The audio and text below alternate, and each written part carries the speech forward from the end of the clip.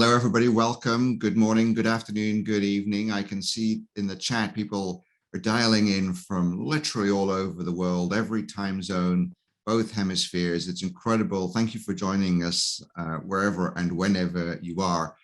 We have nearly 700 people registered for today's webinar. So this is going to be, I think, a really fantastic and engaging hour that we're going to spend together. And I'm delighted to be joined in this latest Innovation at Work webinar series by my colleague, John Davis, who is going to be talking to us today about, on the title of Family Business, particularly the concept of ownership.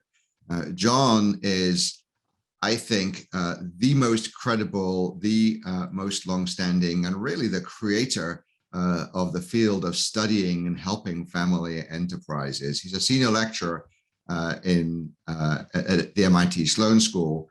He's a globally recognized pioneer and authority on issues related to family enterprise. He's been doing this really for several decades, since the 1970s. He's the creator of some of the most impactful conceptual frameworks in this field.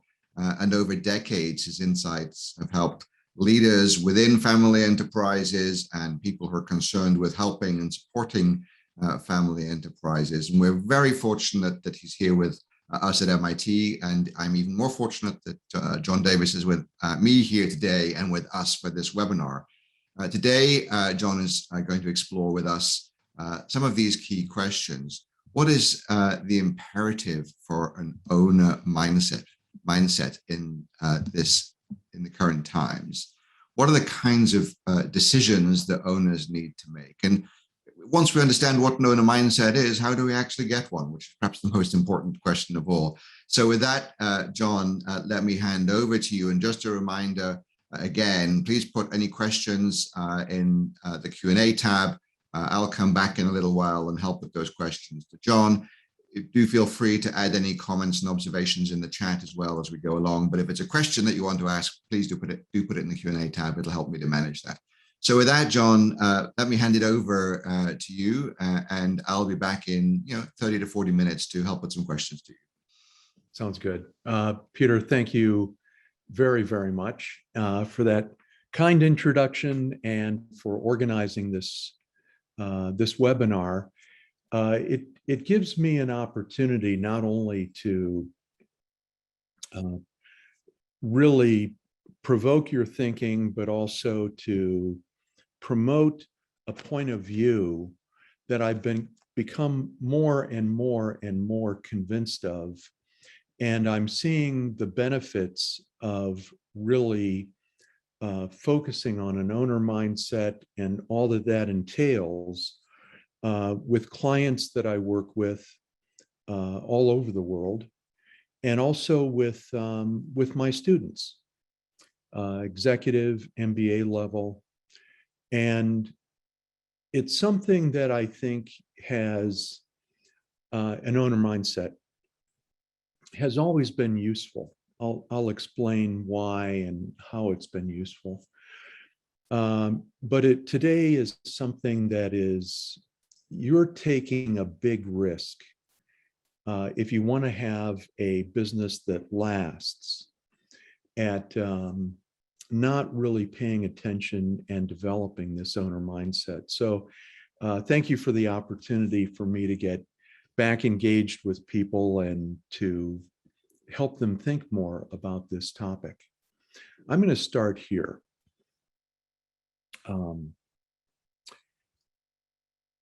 Over the past almost 20 years, starting in 2004, there was this really earth-shattering seminal article published by two researchers at the University of Virginia named Anderson and Reeb. And they highlighted something that many of us in the field, and I've been at this since the 1970s, have been thinking and promoting, but we just didn't have the big data set to really firmly make the point. They did. And what they showed in their research, and this has been replicated, oh my goodness, maybe 200 times, in different ways, looking at different industries, different periods of time, And the big lesson of this is that on average, family companies actually perform better than non-family companies.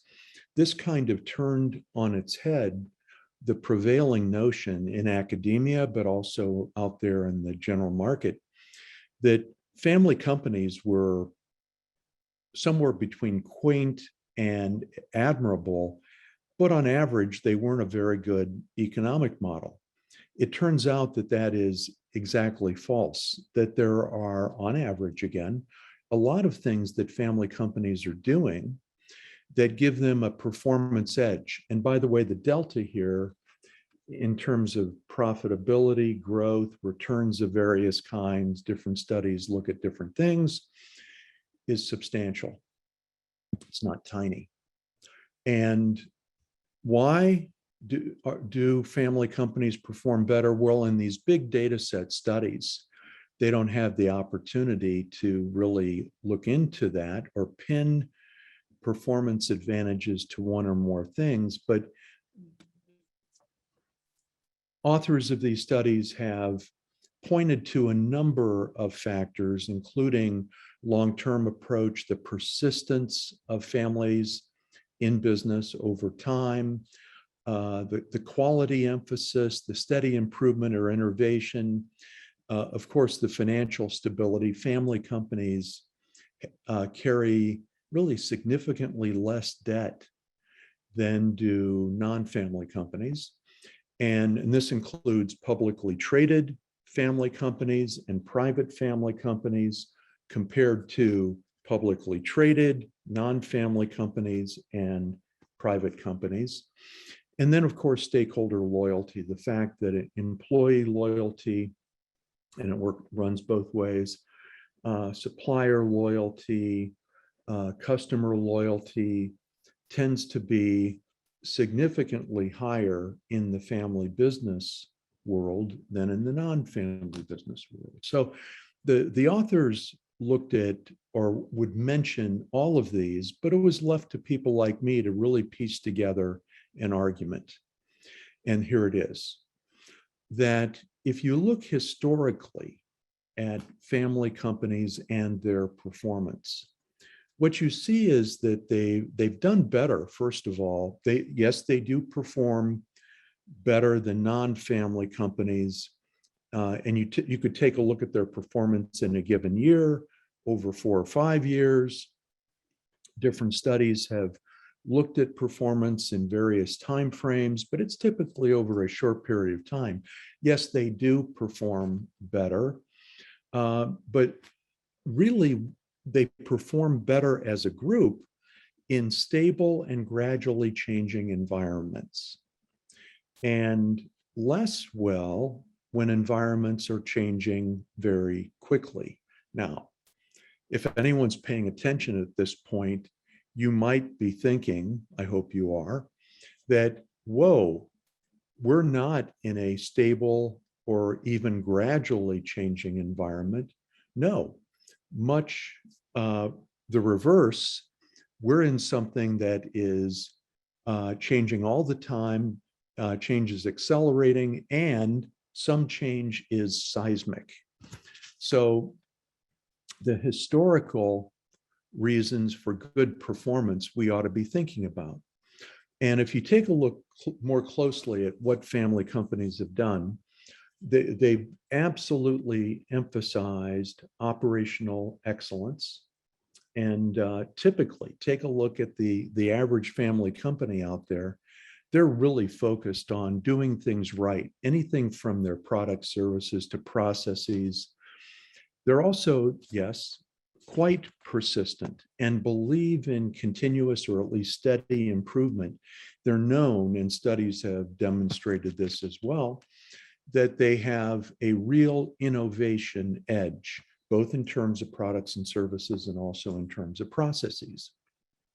Yes, they are very long-term, much more long-term than a non-family company, for example. Yes, they have really emphasized financial stability. And what you see is that even in economic downturns, and maybe especially in big ones, family companies do better. Why? Because they've got a better balance sheet and they can withstand the turbulence and the shocks, the financial shocks to their system.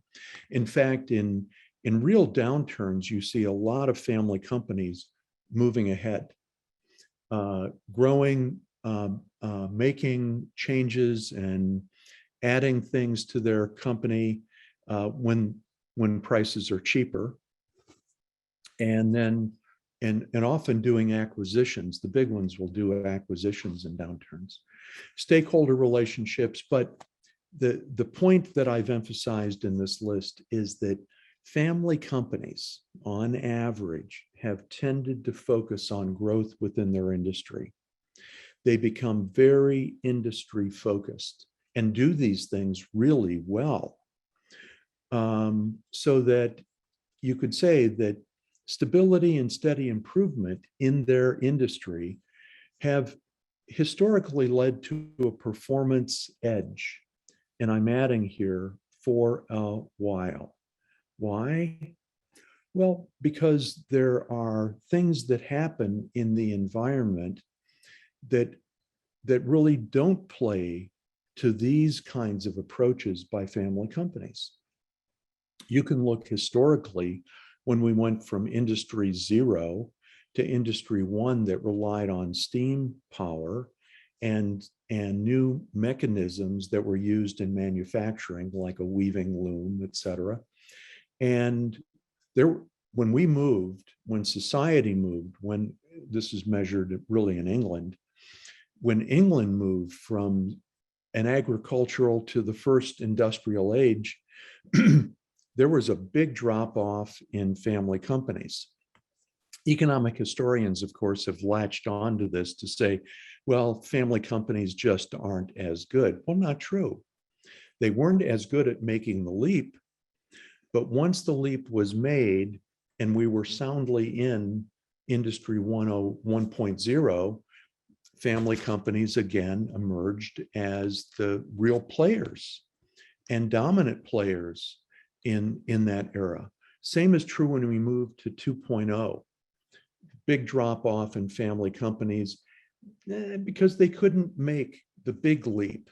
They can make small leaps, they can innovate like crazy, but the big leap, probably because they were, traditional and this is the way we do things, and I'm not sure if this is going to last, that kind of attitude.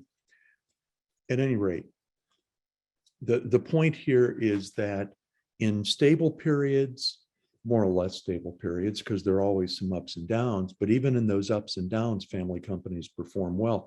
But in more or less stable, gradually changing periods, they're the winners. And we also look at this, that if you take a look at what we call family business mortality, which I've got in quotes here, because this also includes the sale of your family business. All we're measuring here is if you take 100 families that own their companies, how many of those families are still owning those companies in a generation, or in 2, or in 3? And if you sell your family business, that's not a sign of failure, but it is a sign, it is being measured here. Now, interestingly, not many companies, when you go from small to very big companies, actually get sold. Smaller companies usually just close their doors. There's no buyer. And medium-sized and bigger companies have buyers, especially today. And it can make a lot of sense to sell your business at a particular time, cash out, redeploy that capital, and do something new. But the point here is that the number of companies owned by families tends to fall off over time. And early on in this process, there are all kinds of reasons why companies can, just quit the game or be forced out of the game, including all of these. In the early stages, it probably has much more to do with unpredictable challenges, the bottom of the list, loss of family interest, family conflict, mismanagement, and especially succession problems. Later on, in the area that I've circled, the bolded issues seem to be as important, maybe more important than the bottom half of the list, where we can't make it anymore because we haven't moved into new areas of growth. We've stayed over these generations, it could be 40, 50 years, doing the same thing, focusing on the same kind of work, and it's worn out, where either the industry is done or our place in the industry is no longer as solid, and we're getting squeezed out by the bigger players. So industry changes and weak adaptation, I think, starts to account for a greater level of family business failure as we get along in generations. Now, my point of this, or my summary thinking on this, is the following. Family companies that last for generations obviously have to do a number of things right, including being operationally excellent. But survivors, long-term survivors, family company survivors, are either in industries with very long product life cycles, explain that, or not. They're in industries with shorter, and today getting much shorter, product life cycles, in which case they need to migrate in a timely way to new and growing industries, because what we've been doing is starting not to pay off for us. We need to look beyond what we're comfortable with into new areas of growth. So Antinori is a 14-generation wine company, family business in Italy, very long product life cycle, very long. We've been drinking wine for millennia, and hopefully will going forward. And so that's a really long product life cycle.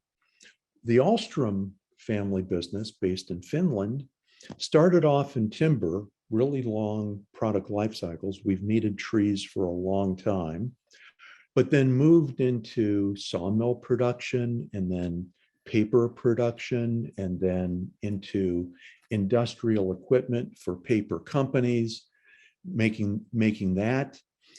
Over time, they stepped into a variety of new growth opportunities and eventually moved beyond the timber, the sawmills, even the paper, and continue to step forward into new growth opportunities.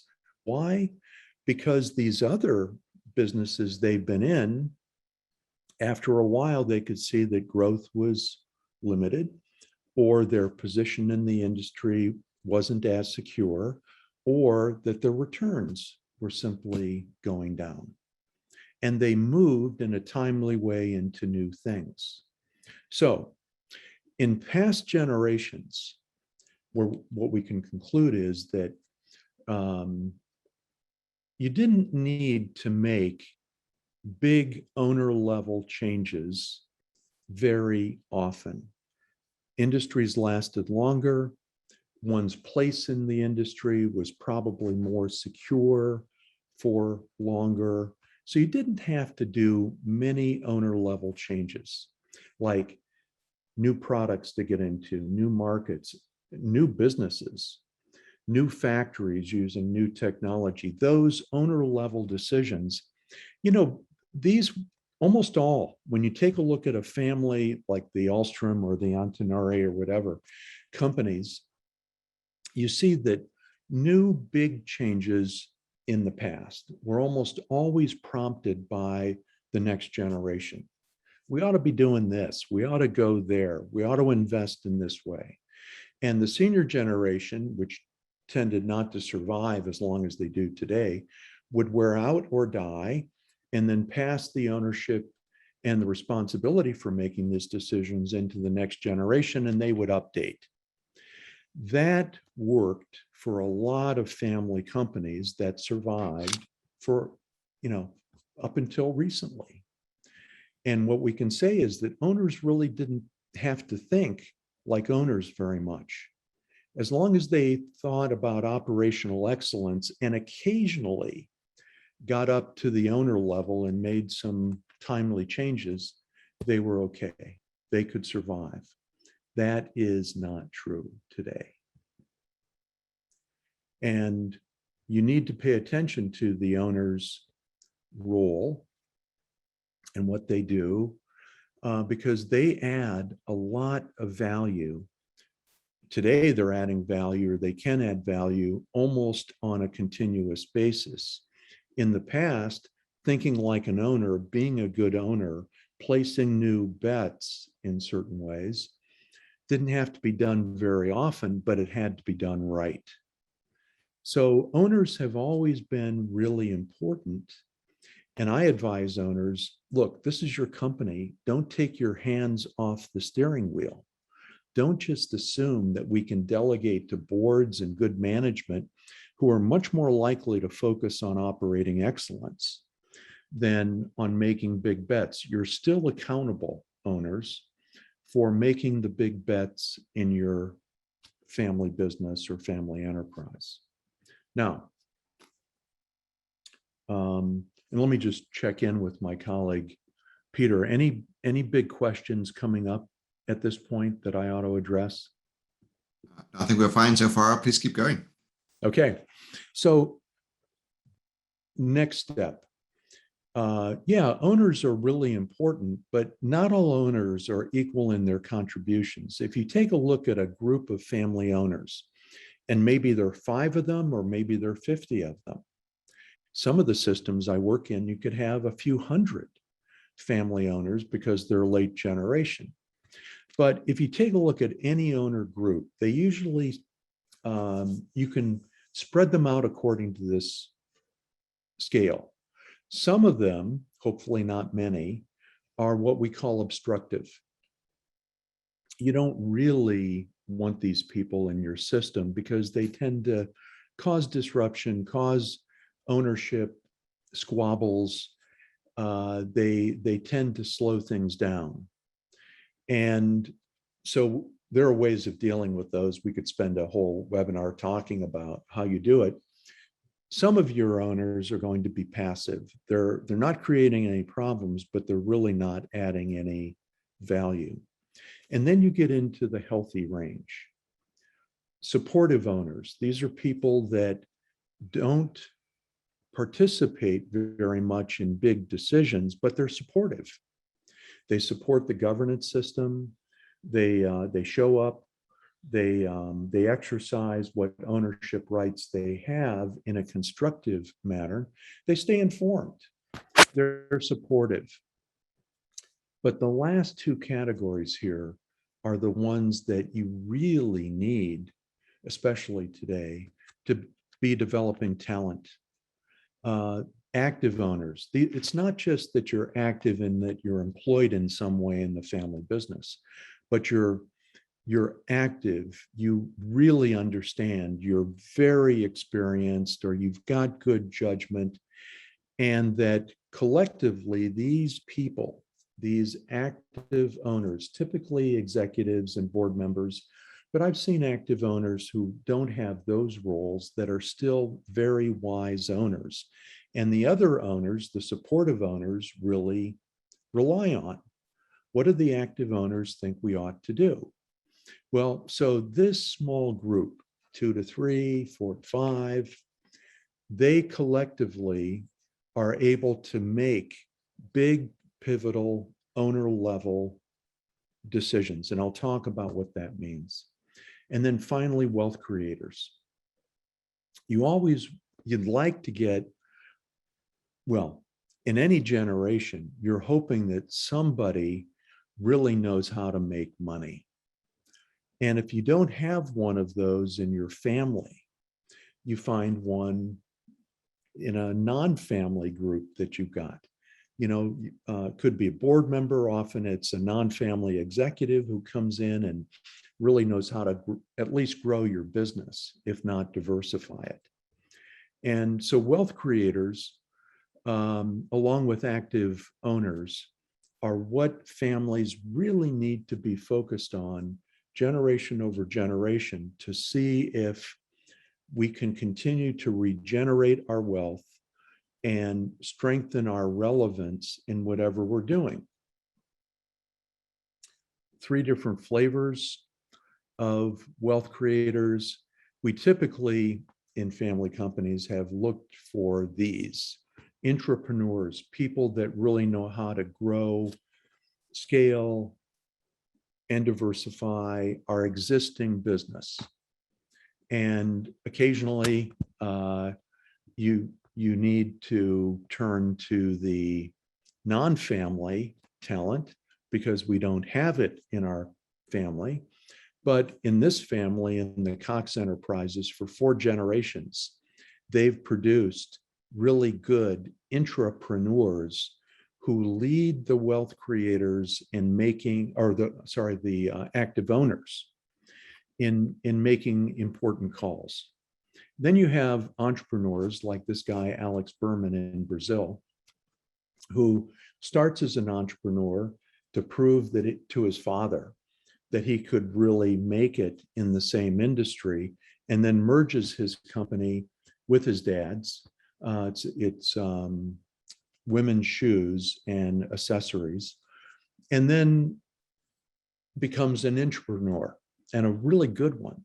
But he starts as an entrepreneur. And then you've got portfolio builders like Adriana Cisneros, who, like her dad, Gustavo, buy companies and start companies, but build a portfolio of activities, adding good management, adding good boards, adding enough capital, giving it good overall direction, helping to build really successful cultures, portfolio builders. And more and more today, we find family companies really needing portfolio builders more than intrapreneurs. Depends on the stage of your family business. But one of these 2 bookend types are what we usually go for. But I also encourage families, look, if you've got an entrepreneur in your midst and they're good, bet on them. Invest in what they're doing. And maybe it'll turn out that you can incorporate what the entrepreneurs are doing going forward. So what are these active owners actually, what are they accountable for? Well, setting the vision. Where do we want to be at a certain point in time? What do we want to own? What businesses should we be in? What kinds of value do we want to grow? Financial value, social impact value, reputational value, et cetera. Where do we place our bets? And how do we get out of bets that we've made that just aren't working out? Families tend to be better, much better, at the former than the latter. And I'm trying to help them get better at getting out of bad bets, because a lot of bets, even if they start well, tend not to go well for long periods of time. People bets. Who should be leading this and that group? Now, you might be saying, really, the owners make these decisions? Well, in small and medium-sized companies, absolutely. But even in big companies where they have boards and management teams to make some really important key hires, the active owners are accountable for this being done well.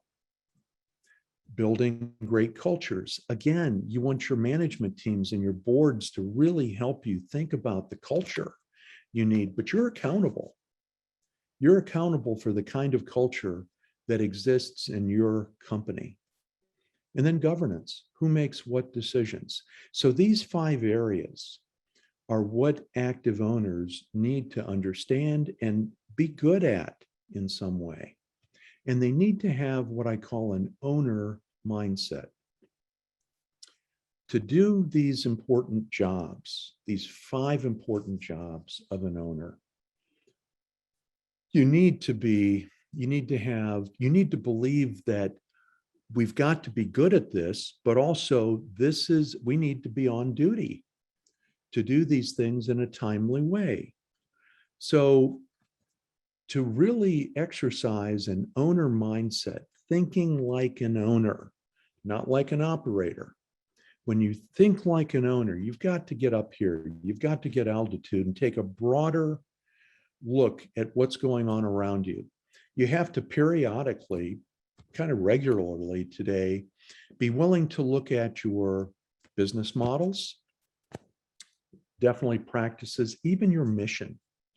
But certainly, what should we own? What is our portfolio and the organization we've got? You've got to be willing to look at that and say, is that right-sized? Is it properly designed for where we need to go in this company or in this larger group?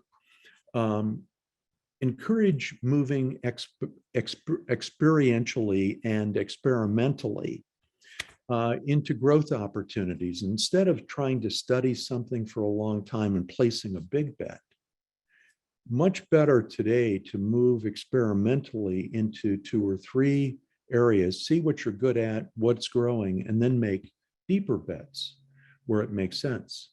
Letting go more quickly than we have in the past. You don't have time to hang on to things that aren't working today. You can try to improve them. Maybe they're operationally deficient, but sometimes it's just the wrong asset. It's the wrong business to own. Or people that have worked well for us in the past or not, definitely aren't today, but we're loyal to them. You've got to find, when you think like an owner, you need to think much more about moving away from things that aren't working. And then developing a change-oriented culture, building greater resilience. So altitude, value creation, really focusing on, are we creating value? And agility, can we move fast enough? Those are the things that owners with an owner mindset keep in mind. And we need this kind of mindset in the current situation, along with an operator mindset. Why? What changed to make an owner mindset so valuable and vital today?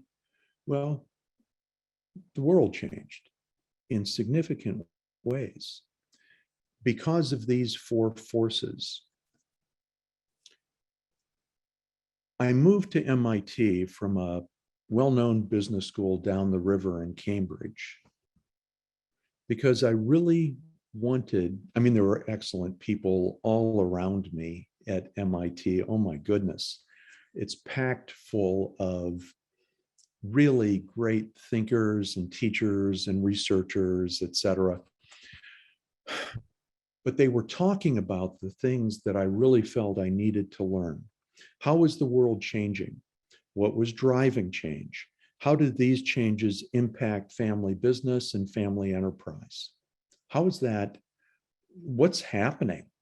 And I've been part of that conversation now for over 4 years, and it's really helped me to crystallize my thinking, which I'm expressing here.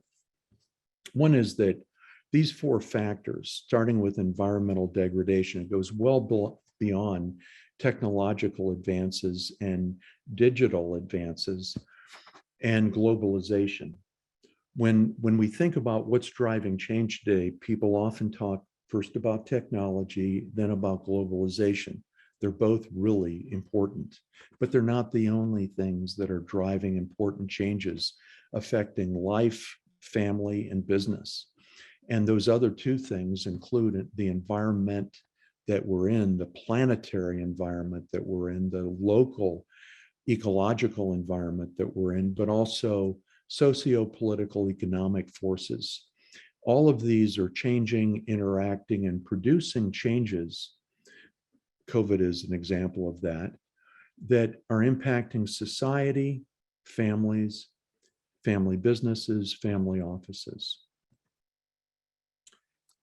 What we sense in this new era that we're in, and the new era really starts around 2000, that the world is much more interconnected. It's been getting there for 80 years.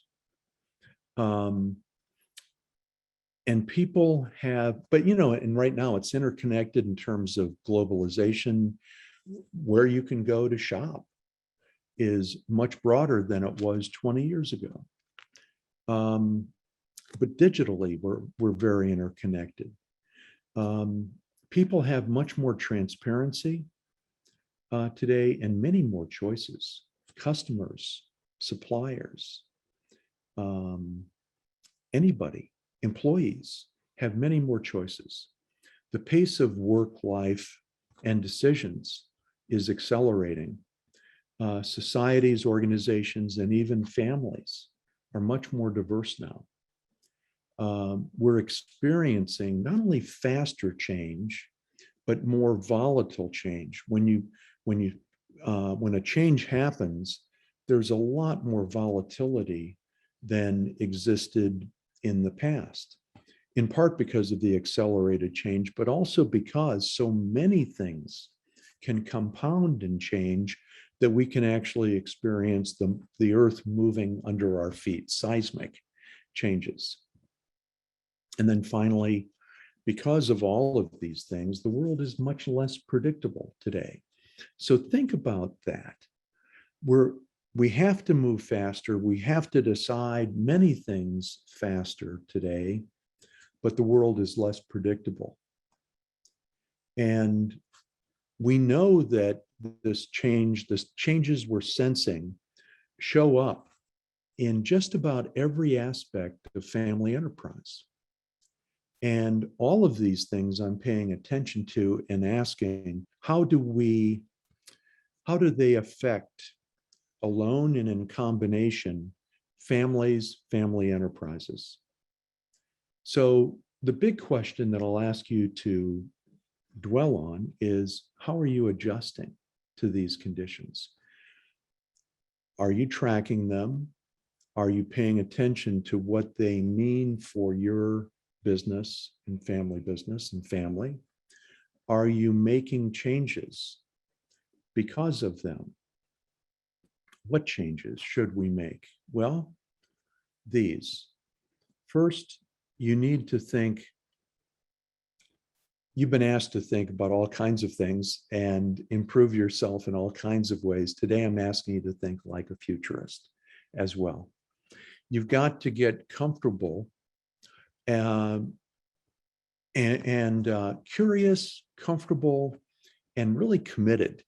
Those are three good C's to understanding trends and trajectories like a futurist would. What's happening out there? Are there trends that are emerging that could impact us in some way? And what futurists will recommend to you, which I'm recommending, is that you scenario plan. You don't know exactly what's going to happen. You see the trends, but you can think about what scenarios could develop because of this. Could be scenario A, B, or C. I don't know. Any of these could happen. And then, okay, given everything you know, you may not know the future, but if you're a leader, you're accountable to have a point of view. You've got to say, look, a few things could happen. I think this is probably what's going to emerge. Let's get ready for that. Now, your prediction won't be exactly right, but if you've studied different scenarios, if you thought about trends and trajectories, you can develop a point of view, and you can always change your point of view based on new information. And scenario plan futurists try to encourage us to consciously shape our future based on not only what we want, but also realism. What's really happening out there, and what you hoped would happen maybe isn't happening, something else is. So aspirations and realism. So get in the mindset also of a futurist. Also, as an active owner, leader, you need to be thinking today about building value in a number of ways. Financial value is a necessary but not sufficient form of value. We've always known that, but today it's so true. Intellectual property value, social impact value, reputational value, relational value, the quality of our relationships internally, with our customers, with our suppliers, with others, with regulators. The quality of our relationships matters. And the talent that we're able to attract, build, and retain really matters in business today. Because if you can get that talent to pivot in a new direction, you can grow in new ways. You need to have a vision of what you're trying to accomplish. As an active owner, you've got to practice this visioning activity and step out of what's happening today and in this current fiscal year. And what is it that we really want to be doing, accomplishing in 3 years, in 10 years? Now, good planning in businesses today may go out 3 years because the rest of it is foggy, but it doesn't mean that you shouldn't have a vision based on your aspirations and realism for what you're trying to accomplish. You need to be thinking about how you're placing bets. And that has to do with not only where are our growth opportunities, but also what are we trying to accomplish, your family's mission? What are our key values? Because we wouldn't gravitate towards that kind of an investment, but we could gravitate towards that. And interests in the family, interest across generations, they change. And you need to honor those, explore those, and try to fit what you're investing in to what the future, including the next generation, can be committed to. And then finally, what is your family good at? Good owners with an owner mindset think about these things. They also understand, as I said, you're going to need to build an agile organization that pursues multiple returns. We need a ton of talent today. And to get that talent interested, like the next generation, but also our employees, you've got to engage them better. They've got to feel that you're inviting them to really be part of this, not just to be delegated what we're thinking is important. And then finally, you've got a much more complex organization to deal with and unify. You've got to tie together what you're building with good governance. And owners are ultimately responsible for making sure that good governance at the operating company level, maybe at the holding level, in our family, in our foundation, that good governance, rules, policies, and good forums for discussion exist. You can invite in experts to help you design it. You can use your board, you can use a lot of people, but you're accountable. You're also accountable that you build the right kind of culture in your family enterprise. And ultimately, that you get really good collectively at these different kinds of activities. Now, I say collectively underlined because some people could be really good at the capital bets, but maybe not so good at people and culture bets. Some people might be great at culture and governance, but not be able to help so much on capital. So you need to have a small group.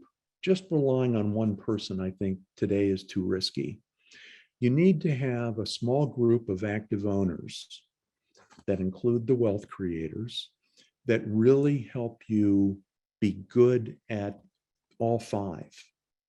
And where you're not good, let's say at governance, or where you're not good maybe at building a great culture, invite in the experts, consult your boards, bring in people and have those conversations, because you don't have to actually do all of these things, but you're accountable that they're being done right. So the operator mindset, the focus on operational excellence, it's still there. Customers are still demanding that companies, family companies, stay really excellent at operations. That hasn't gone away. But somebody on a pretty regular basis now, because of how fast things are changing and how short industries can last today,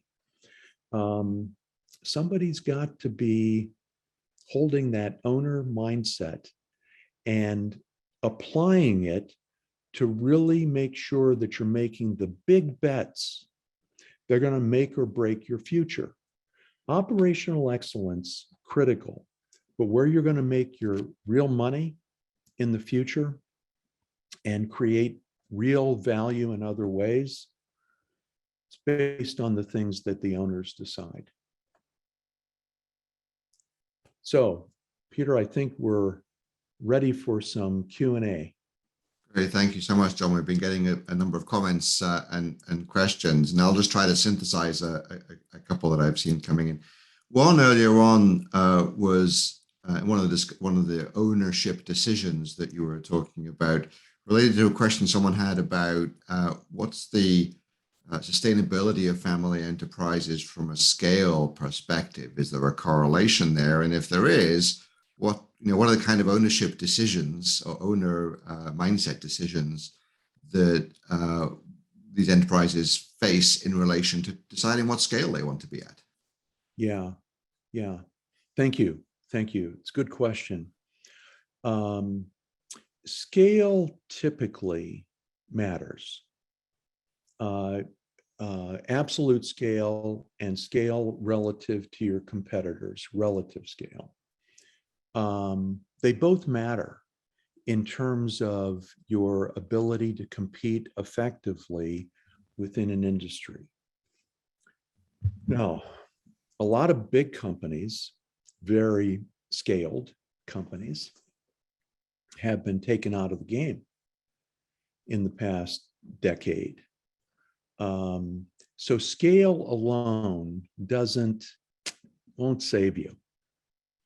And yeah, I mean, if your industry warrants it and you have opportunities to scale within an industry and get some cost economic, benefits and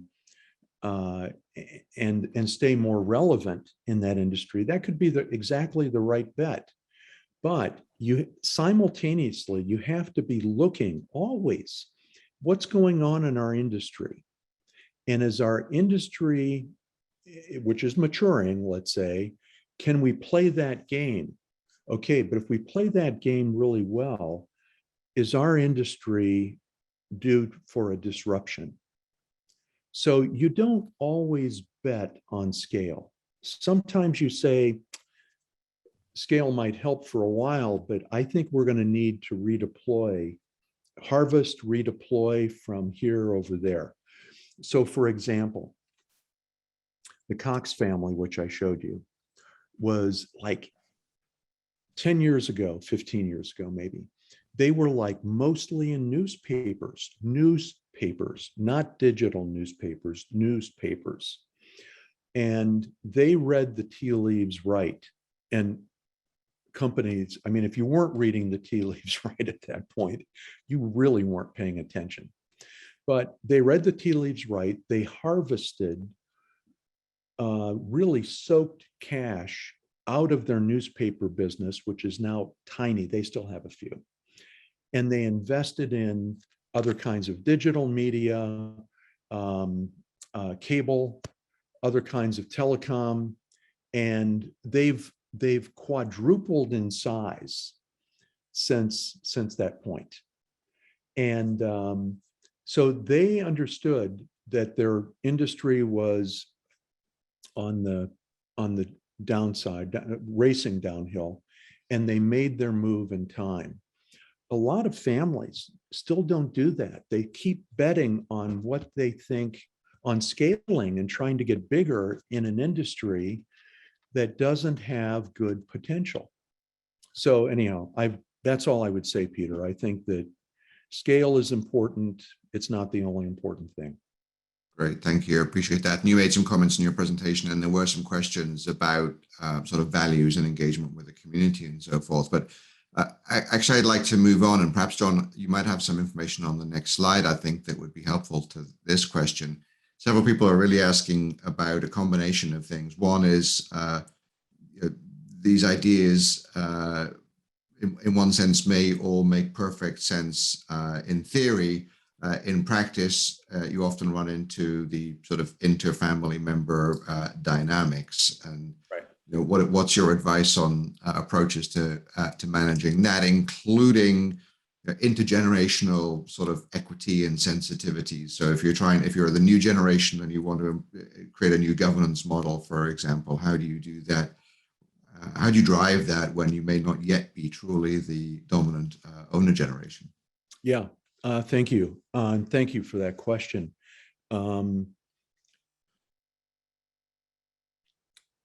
A lot of important change has always been driven by the next generation in family companies. Go back historically, I'm talking 200-300 years in advance, and you see this trend. The same is true today. And the next generation typically wants to make changes, but doesn't have the power, the authority to insist. And so it's a process made more complicated in some ways because my generation is living so much longer and doesn't want to give up the reins at 60 or 65. I think I'll hang in there until I'm 75. Thank you very much. So it's taking longer, unfortunately, for younger generations to assume positions of responsibility and authority in a time where that needs to happen sooner. So what to do? You've got to get if the senior people are the ones that are still making the big bets, you got to get invited to those conversations, those discussions. And how do you do that? First, by showing them that you support the family's mission, not all aspects of it.